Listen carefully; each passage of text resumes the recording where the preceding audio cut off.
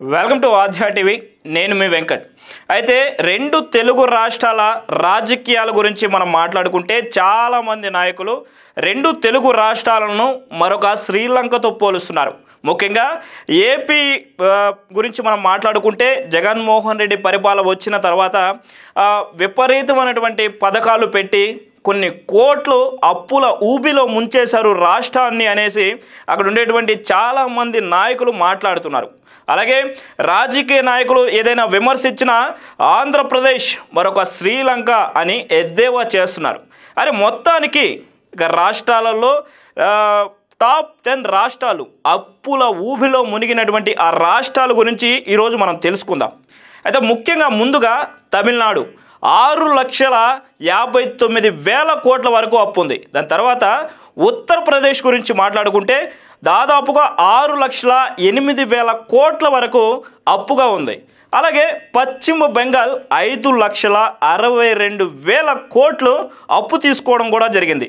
దీని తర్వాత వచ్చేసి కర్ణాటక, అలాగే గుజరాత్ కానీ, దాని తర్వాత వచ్చేసి రాజస్థాన్, ఈ 3 రాష్ట్రాలు 4 లక్షలకు పైగా అప్పు తీసుకోవడం కూడా జరిగింది. దీని తర్వాత స్థానంలో ఆంధ్రప్రదేశ్ 3,98,000 కోట్లను అప్పుగా తీసుకోవడం జరిగింది. దాని తర్వాత కేరళ వచ్చేసి 3,36,000 కోట్లు.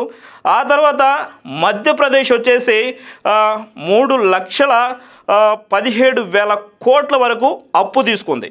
ఇక దాని తర్వాత వచ్చేసి తెలంగాణ మరి 3 లక్షలకు పైగా 3,12,000 కోట్ల వరకు అప్పు తీసుకొని మరి వారి రాష్ట్రాలు ముందుకు వెళ్తున్నాయి. అంటే ఈ విధంగా మనం లెక్కలేసుకుంటే ఆంధ్రప్రదేశ్ అప్పులు తీసుకున్న విధానాన్ని అన్ని రాష్ట్రాల కంటే అంటే ముందుండే ఈ రాష్ట్రాల కంటే 6వ స్థానాన్ని భర్తీ చేసింది ఆంధ్రప్రదేశ్.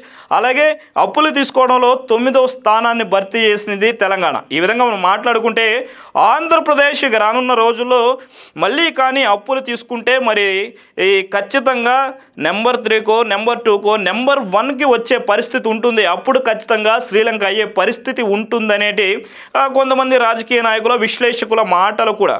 మరి ఇది మరి రాష్ట్ర ప్రభుత్వం ఎలాంటి అప్పులు తీసుకుంటుంది అనేది. ఇంక మరిన్ని అప్డేట్స్ కోసం మీరు చూస్తూనే ఉండండి ఆధ్యా టీవీ. నేను మీ వెంకట్. Thank you.